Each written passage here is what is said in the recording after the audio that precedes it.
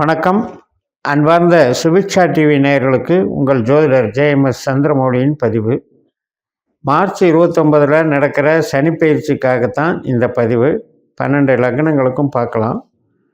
இப்போ நம்ம சனி முதல்ல மீனராசிக்கு பயிற்சி ஆகி போன உடனே பூரட்டாதி நட்சத்திரத்தில் இருப்பார், 4ஆம் பாதத்தில். அதுக்கப்புறம் தன்னுடைய நட்சத்திரமான உத்திரட்டாதியில் போவார். அதுக்கப்புறம் ரேவதியில் போவார்.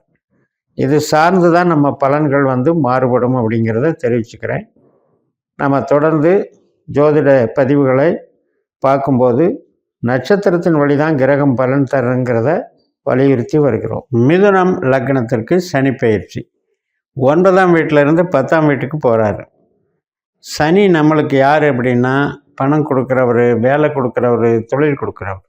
2ஆம் இடத்துல பூசமாக இருக்கார், 6ஆம் இடத்துல அனுஷமாக இருக்கார், 10ஆம் இடத்துல உத்திரட்டாதியாக இருக்கார்.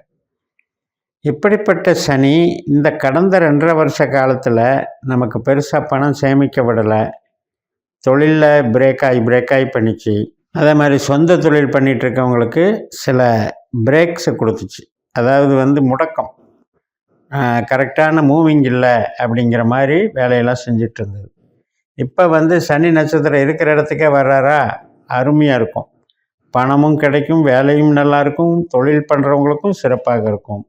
அதனால் கர்ம சனியாக இருக்கக்கூடிய சனி நம்மளுக்கு நன்மை செய்வார்.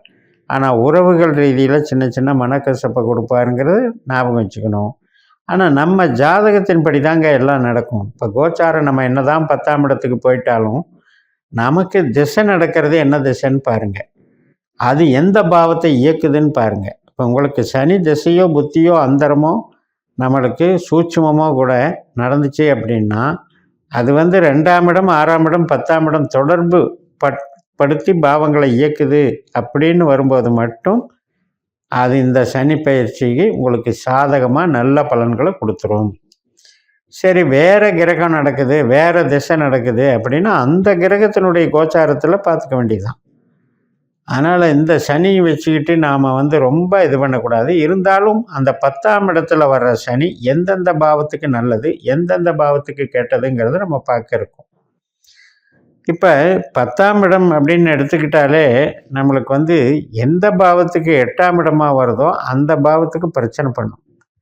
அப்போ 3ஆம் பாவத்துக்கு 8ஆம் இடமாக வருது அப்படின்னா என்ன அர்த்தம்னா, நமக்கு பின்னால் பிறந்தவங்க, பின் சகோதர சகோதரிகள், அவங்க வாழ்க்கையில் ஏற்படக்கூடிய ஒரு பிரச்சனைகளை குறிக்குதுன்னு அர்த்தம்.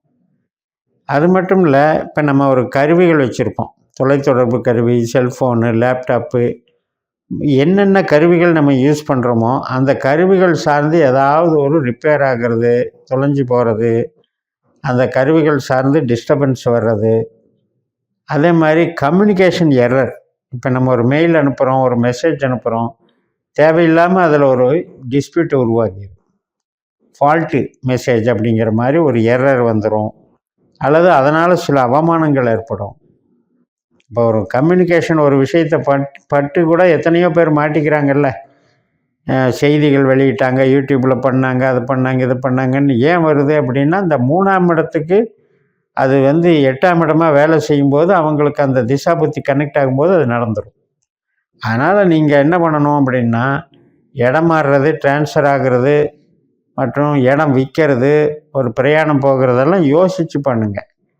ஒரு ட்ரிப்பு போயிட்டு வரலான்னு பண்ணும்போது பார்த்திங்கன்னா ஒரு பிளான் பண்ண நேரத்துலையும் நடக்காது. அது மாதிரி டிஜிட்டல் மார்க்கெட்டிங் ஆகட்டும், அறிவு சார்ந்த விஷயமாகட்டும், இந்த புதையல் யோகம், லாட்ரி யோகம் நம்புறதாகட்டும், ஷேர் மார்க்கெட் ஆகட்டும், இதெல்லாம் விட்டுட்டு ஃபீல்டு ஒர்க்கை மட்டும் நம்புங்க. இப்போ சூட்டபுளாக இருக்கும், நல்லாயிருக்கும்.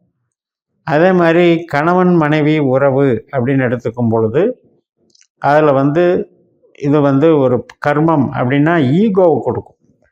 2 வீட்டுக்கு இடையில் ஒரு சில டென்ஷனை கொடுக்கும். நீ பெரியவனா, நான் பெரியவனா, அல்லது கௌரவ குறைச்சல், நீங்கள் மதிக்கலை, இந்த மாதிரி கொடுக்கும். அதே மாதிரி நமக்கு கணவன் மனைவி இதில் வேலை பார்க்குறீங்கன்னா வேலைக்கு நல்லாயிருக்கும். இப்போ ஒரு பார்ட்னரே இருக்காங்க அப்படின்னா அந்த வேலைக்கு தொழில் நல்லா ஓடினாலும் அந்த ஈகோனால தான் மனசு ரீதியாக ஒத்து போகாது. அதாவது ஒரு மாதிரி இறுக்கமான மனநிலையை கொடுத்துக்கிட்டே இருக்கும்.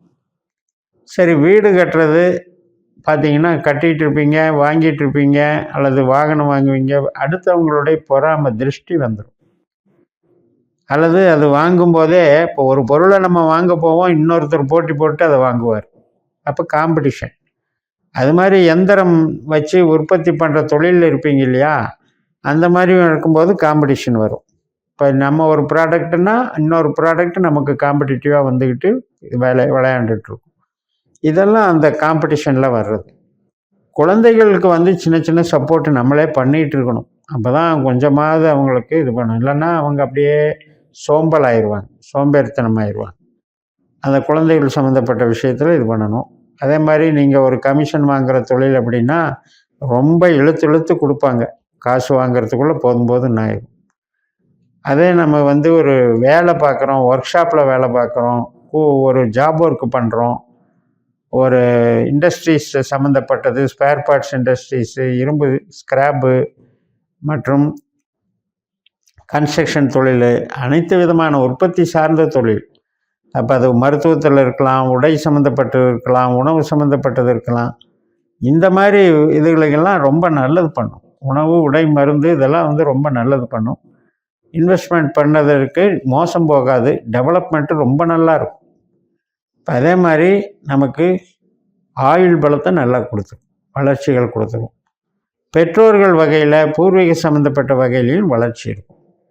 இப்போ குலதெய்வ கோயிலுக்கு போனோம், அதனால் வர்றது திருப்தி. அதே மாதிரி பூர்வீக சம்மந்தப்பட்டதில் பெற்றோர்களை பார்க்க போனோம், அதனால் ஒரு அமைப்பு. அங்கே நம்ம ஏதாவது டெவலப் பண்ணணுன்னு நினைக்கிறோம், அதில் டெவலப்மெண்ட் ஆகிறது.